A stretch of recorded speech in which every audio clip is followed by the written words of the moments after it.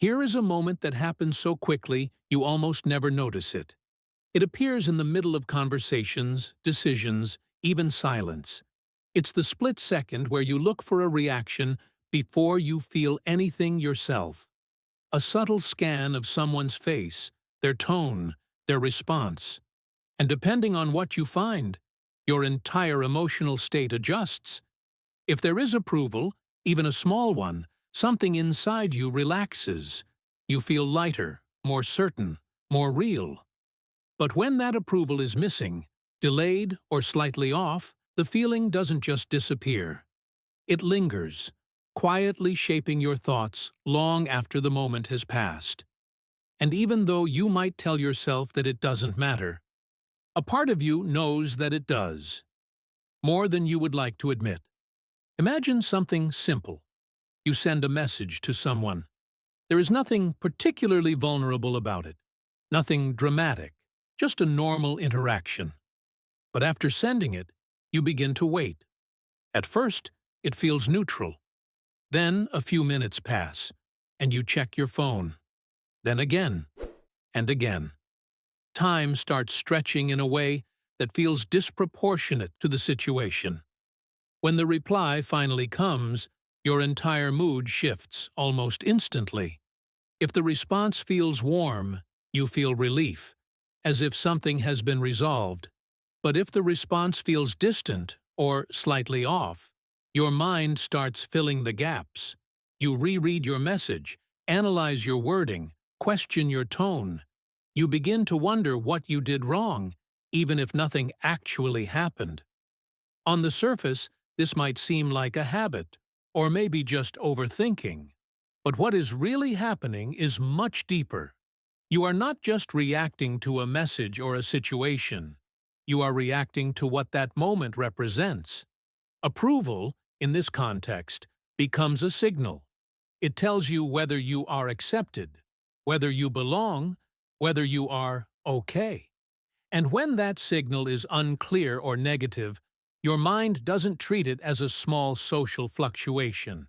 It treats it as something meaningful, something that needs to be resolved.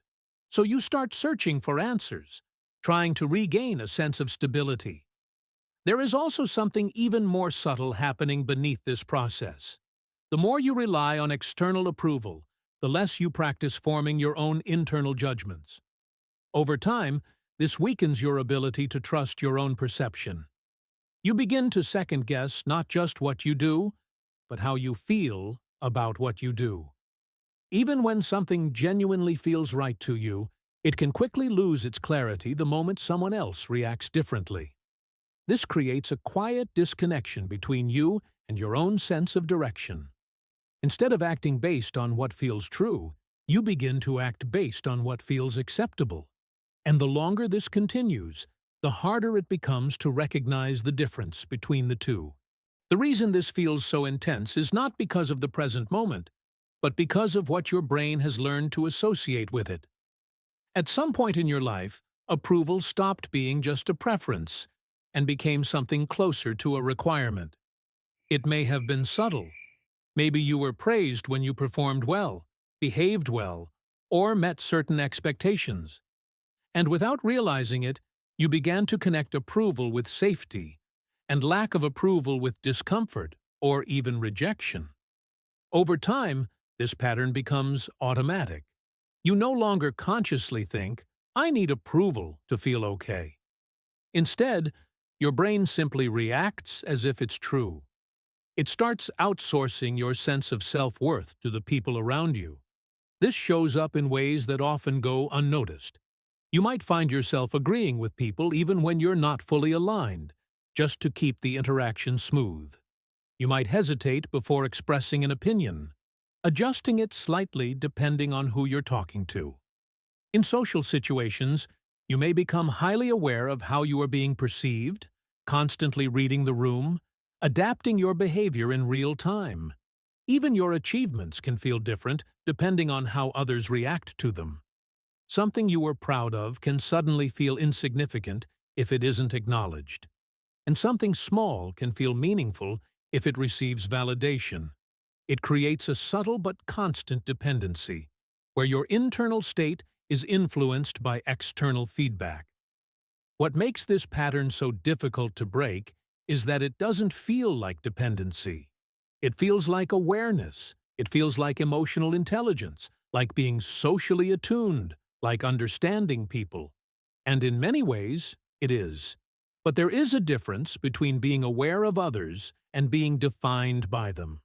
When your sense of worth becomes tied to approval, you lose something important. You lose the ability to feel certain about yourself without external confirmation. And the more you rely on that confirmation, the less stable it becomes, because it is never fully in your control. That's why even when you receive validation, it doesn't last.